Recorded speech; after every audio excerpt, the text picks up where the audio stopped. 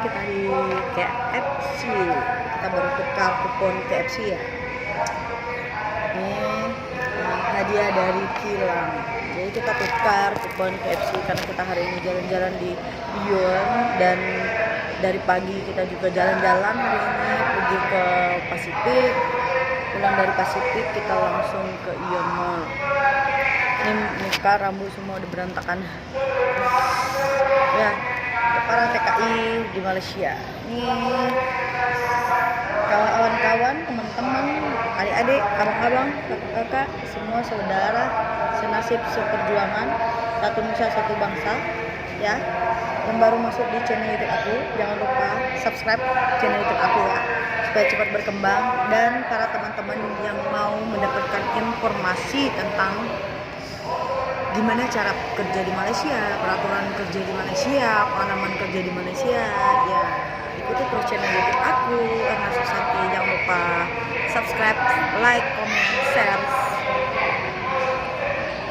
Boleh, aku akan menjawab pertanyaan teman-teman aku lewat konten YouTube ya, karena aku main di YouTube. Karena kalau satu-satu aku ngechat juga aku juga sibuk ya, karena aku itu kerja di Kilang gitu. Ini ribut ya suaranya karena ada promosi, dia orang jualan bantal guling ya. Ion Mall lagi mengadakan promosi bantal guling.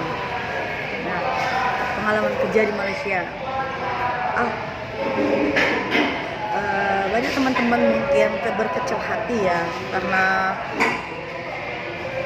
para tetangga atau teman-teman sekolah dulu komen gitu atau tanya, Allah nyinyir gitulah ya, kok dia bertahun-tahun sampai tua pun di Malaysia nggak yang kaya-kaya gitu.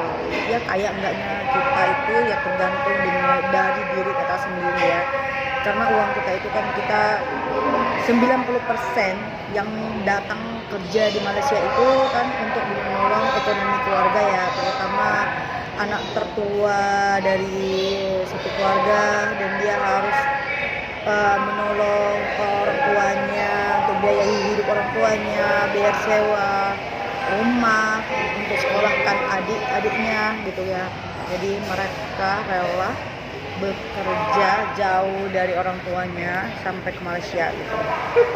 Dan nggak salah itu semua ya, tapi untuk saran saya itu teman-teman semua harus tahu, kita ini perlu biaya hidup juga gitu, karena nggak selamanya kita itu hidup di rantauan.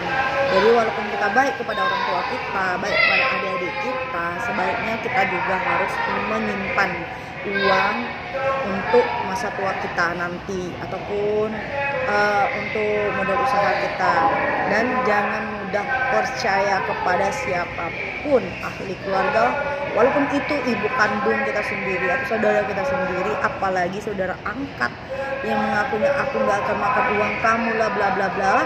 Nggak usah percaya ya, jangan percaya. Jadi sebaiknya kamu sisihkan uangmu sendiri, tabung di ATM-mu sendiri. Yang ATM itu nggak boleh diambil oleh siapapun selain kamu.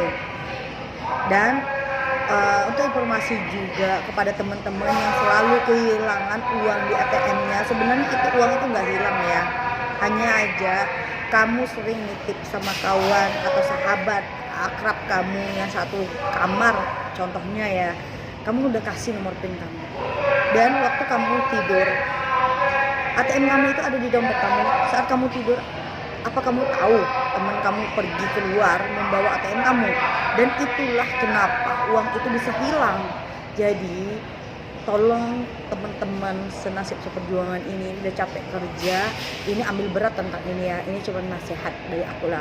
Yang katanya, Kak, kerja di Malaysia itu kayak mana sih? Kak, ada nggak lowongan kerja? Lowongan kerja di Malaysia itu ya banyak gitu. Hanya saja kita pastikan datang ke Malaysia itu melalui jalur yang resmi, karena nyawa kita itu ya paspor dan permit kita di Malaysia, karena nggak mau terjadi apa-apa sampai kita itu ditangkap polisi karena ilegal gitu ya. Kalau sistem kerjanya ya sama aja dengan kerja pabrik Indonesia itu.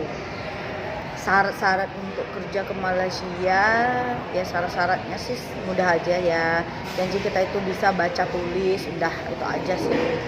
Kalau tamatan SMA atau SMP itu hanya formalitas aja sebenarnya, tapi kita harus mencari agen atau perusahaan yang resmi untuk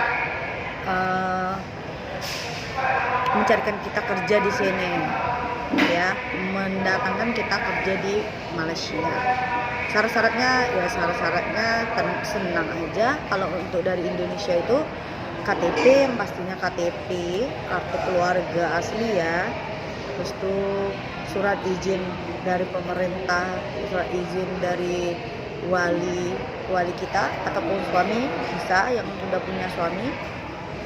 Dan kita jalur yang resmi biar aman di Malaysia gitu ya.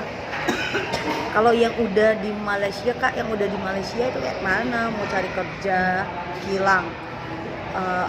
Alhamdulillah sih 2 tahun belakang ini banyak kilang yang menerima orang kosongan karena mereka juga mau